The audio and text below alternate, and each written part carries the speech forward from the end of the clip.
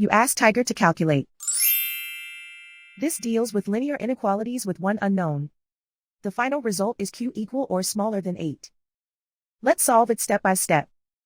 Remove the ones. Though a variable sign changes when it is multiplied by -1, its absolute value does not. Therefore, we can eliminate the 1.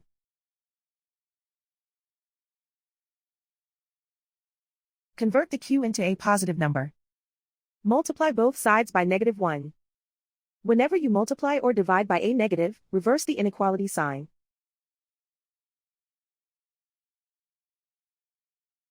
Remove the ones.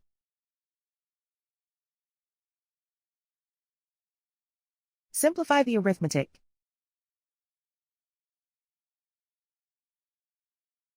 Plot the solution on a coordinate grid.